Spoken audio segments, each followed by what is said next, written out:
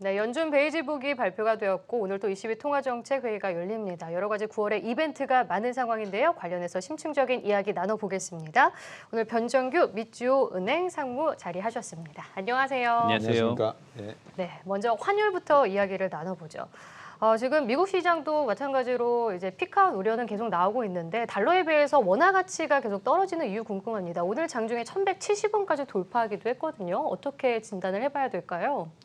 네, 일단 추세를 보시면은요, 6월 이후에 많이 올랐었죠, 환율이. 1,180원대까지 간 적도 있었고요. 네. 그러다가 지난달 말 특히나 그 파월 의장의 잭슨 홀 미팅 이후에 좀 완화적인 발언을 많이 하셨지 않습니까? 네. 예, 그 이후에 이제 시장이 좀 안정화되고 그래서 이제 안전자산 선호 심리도 좀 가라앉고 해서 좀 떨어지고 그 이후에 또 신규 고용이 좀 저조하게 나왔어요. 그래서 추가로 또 떨어진 면이 있습니다. 네. 예, 그러다가 이번 주 들어서 좀 안전자산 선호 심리가 좀 살아나고요. 게다가 오늘 또 베이지북이 어제 미국 시간 발표됐기 때문에 네. 거기에 대해서 많은 그 영향이 앞으로도 있을 것으로 이렇게 생각을 하고 있습니다. 그럼 앞으로도 좀 달러 강세로 갈 거다라고 보고 계신 건가요? 예, 일단 모든 것들은 이제 어떤 기초 베이직에 따라서 움직이기 때문에 저희가 특히나 인플레이션이나 여러 가지 잭슨 홀에서 소개해 줬던 여러 자료들이 조금은 너무 이렇게 낙관적인 자료가 아니었나 이렇게 지금 보여지고 있어요.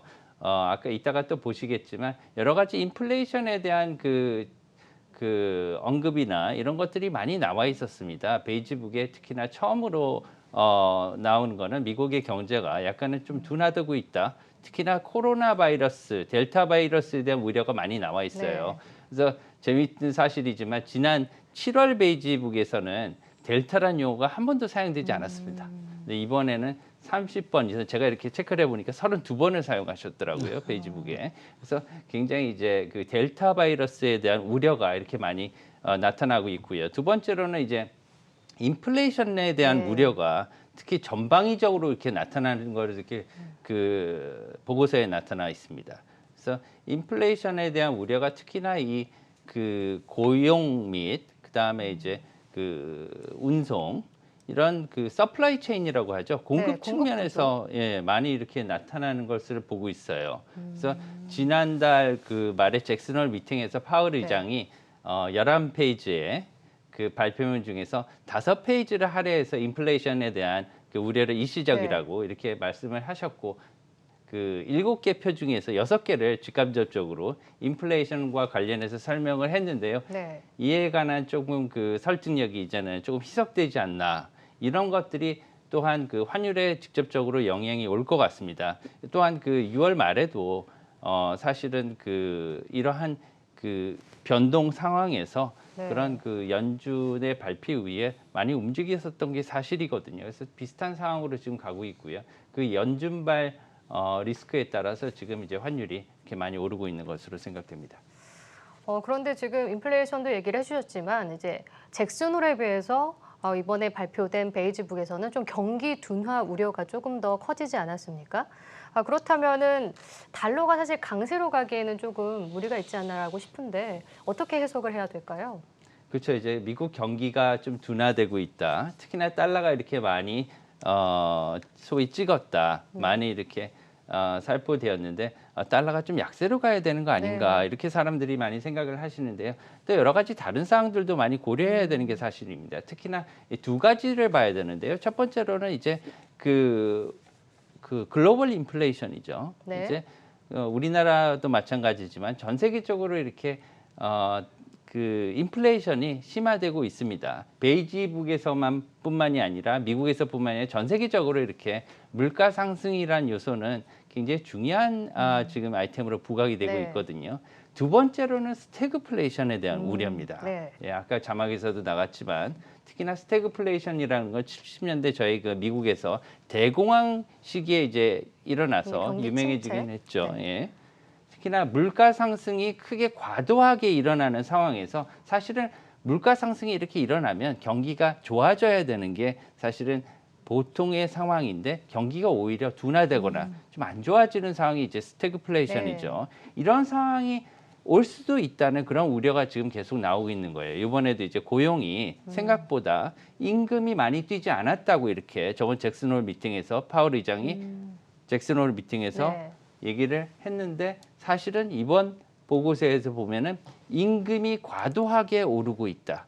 특히나 이것은 대부분의 12개 지방 은행들에서 보고가 되고 있다. 이렇게 정확하게 명시를 했단 말이죠. 네. 이따가 한번 제가 그 써놓은 걸 이렇게 세 가지를 보여주시면 거기 명확하게 이렇게 나와 있습니다. 그래서 이 인플레이션은 꾸준히 더 빨라진 속도로 증가하는 것으로 보고되었다. 그죠? 스테디하고 또 굉장히 빠르게 속도가 증가된다고 나와 있어요. 네. 두 번째는 이 12개 그 연준사나 은행들이 있는데요.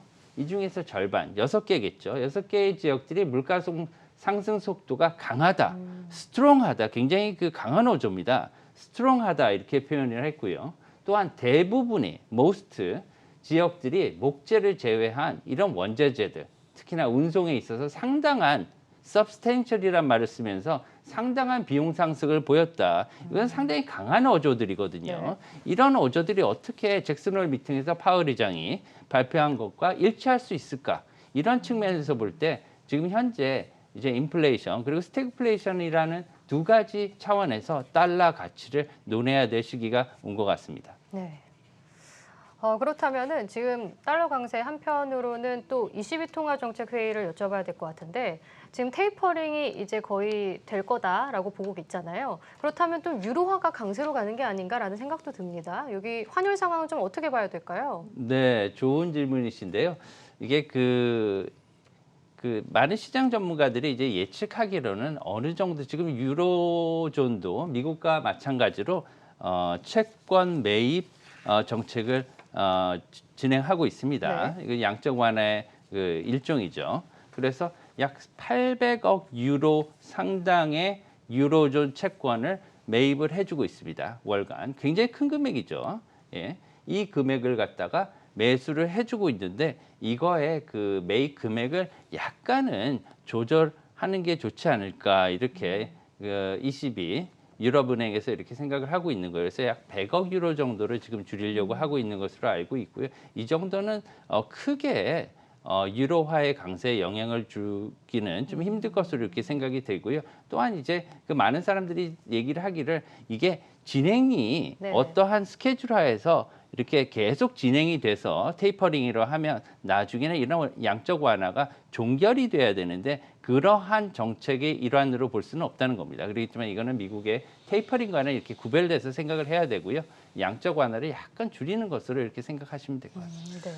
지금 우리 팀장님 말씀을 이제 듣고 보면 제가 정리를 잠깐 해보면 우리가 환율이 지금 오르고 있는 과정에 인플레이션 이야기도 나오고 채권 이야기도 나오고 금리 이야기도 나오고 지금 하지 않은 이야기가 이제 금이나 원자재 말씀을 이제 하셨단 말입니다. 이런 것들이 어떤 그 서로의 역동적인 작용들이 일어나는지를 시청자분들한테 잠깐 좀 설명을 드려주시면 좋을 것 같아요. 이게 인플레이션 상황일 때하고 스태그플레이션 상황일 때 환율이 달러화가 강하다는 것은 증시보다는 안전자산 쪽으로 가려고 하는 움직임이 크기 때문에 달러가 강세로 가고 그러다 보니까 채권 시장의 금리가 뛰다 보니까 증시는 상대로 위축되면서 9월에 지금 장세가 상당히 뭐 공포까지는 아니지만 불안한 그런 모습이다. 그래서 조금 한번 이렇게 자산 시장의 전체적인 그림을 환율과 엮어서 한번 스태그플레이션, 인플레이션 말씀을 주시면 도움이 될 것 같아서. 벌써 다 이렇게 설명해 주신 것 같은데 너무 잘 제가 부족하면 좀 설명을 드리면은요. 네. 지금 상태는 이제 그 유동성 장세가 오랫동안 이어져 왔지 않습니까? 네. 그래서 작년부터 양적 완화의 시대 그리고 초저금리의 시대 두 가지 그 정책으로 대변될 수가 있습니다. 네. 그래서 금리가 제로다, 금리가 없는 상황, 그리고 돈이 많은 상황 이 두 가지로 인해서 코로나에 대응을 했단 말이죠. 네. 그래서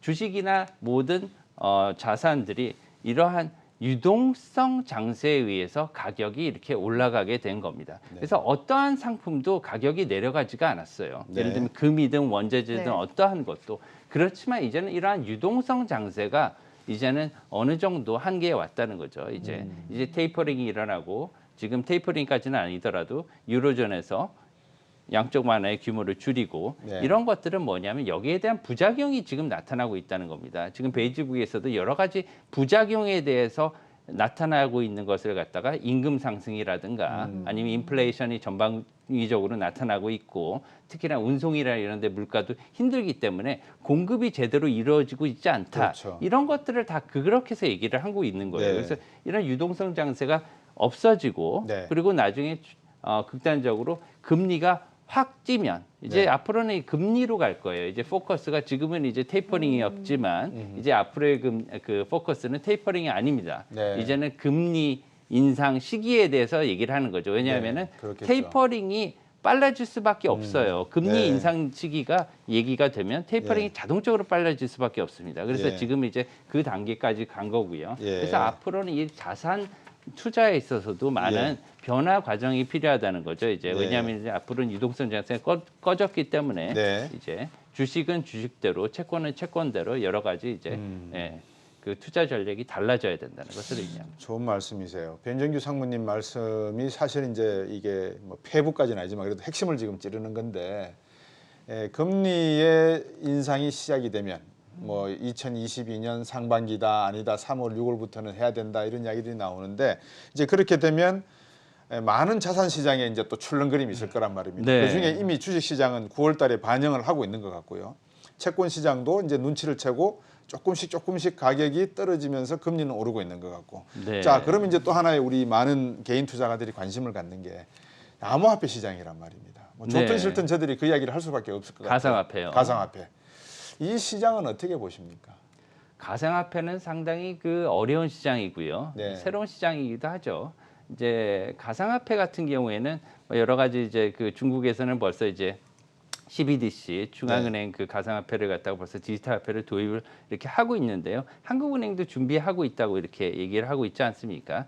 그렇지만 가상화폐 같은 경우에는 지금 뭐 일부 국가는 뭐 이렇게 엘살바도르 같은 경우는 법정 화폐로 이렇게 인정을 하고 도입을 하긴 했지만 이게 모든 국가에서 그렇게 법정화하기는 상당히 힘들 것 같고요. 네. 그리고 암호화폐도 여러 종류가 있습니다. 이것을 갖다가 가장 큰 문제는 뭐냐면 이 암호화폐가 어떠한 기준으로 가치를 평가할 수 있을까? 밸류에이션의 문제가 있는 겁니다. 왜냐하면 모든 지금 그 우리 화폐들은 어떤 국가 경제 그리고 옛날엔 금이었죠. 이제는 이제 그 나라의 국력이나 아니면은 갖고 있는 그 재화의 양에 따라서 이렇게 평가를 하고 있는 거죠. 그래서 그렇죠. 기반제가 있어요. 이게 그죠? 그렇죠. 예. 베이스가 있단 말씀입니다. 그렇지만 가상화폐는 무에서 유를 창조한 거거든요. 극단적으로 말씀드려서 네. 이것을 어떻게 평가할 것이냐의 문제가 가장 큽니다. 네. 이거 갖다 영어로 평가하시는 분들도 있고 지금보다 더 높게 평가하시는 분들도 그렇게 있는 이유가 뭐냐면 밸류에이션 자체가 힘들어요. 그래서 어떤 뭐 연준 위원께서는 이거는 제로다. 저희 그 이주열 총재님께서도 제로라고 말씀하셨잖아요. 네. 그렇게 보시는 분과 그렇지 않고 테슬라 같이 이것을 결제 수단으로 이용하고 심지어는 법정 통화까지 이렇게 사용하는 것을 그만큼 괴리가 많다는 겁니다. 그래서 그것을 이제 어느 정도 정착하기까지는 좀 시간이 걸릴 것 같고요. 그런 와중에서 많은 이제 변화가 있을 것 같습니다. 네. 저 엘살바도르가 비트코인을 법정 화폐로 도입을 하게 됐는데 이제 다른 나라들도 그럼 조금씩 도입을 할 수 있지 않을까라는 생각도 드는데 영향은 좀 어떻게 보고 계신가요? 네, 물론 특히나 이제 남미 국가들 같은 경우는 이게 중남미라고 제가 들었어요. 엘살바도르 저 네. 가보지는 않았지만 그런데 이제 남미 국가들 같은 경우는 예전부터 이제 미국의 영향을 많이 받고 있습니다. 그 경제학자들이 이제 특히나 미국에서 공부하신 분들도 많고요. 예전부터 이제 그 고물가, 인플레이션으로 많이 고생하지 않았습니까? 그래서 네. 화폐 가치가 이렇게 그 떨어지는 경우가 굉장히 많았기 때문에 이 가상화폐를 법정화폐로 사용을 하고요. 자국화폐와 같이 이렇게 사용을 한다면 그러한 경우를 좀 회피할 수 있는 방법도 됩니다. 반면에 있어서 리스크는 또한 이 가상화폐가 제가 말씀드린 것처럼 이게 가치를 갖다 논하기가 상당히 평가가 힘들어요. 그런 측면에서는 이 가치 평가가 어려운 통화가 아닌 이 가상자산을 법정 통화를 하는 게 어떻게 보면 나중에 리스크가 될 수 있는 거죠. 네. 변동폭도 크고요. 자, 오늘 우리 그 상무님 말씀을 듣고 보니까 이제 시장의 변동성이 조금씩 꾸물덩 이렇게 이제 올라오는 것 같습니다. 장 위로, 표면 위로. 이게 집채만한 파도가 될지 아니면 작은 포말이 될지는 시장이 지나가면서 지켜봐야 되겠습니다. 오늘 말씀 잘 나눴고 저들 주식 경제도 여기서 마쳐야 될 것 같습니다. 네. 동시에 같이 인사드리겠습니다. 감사합니다. 감사합니다.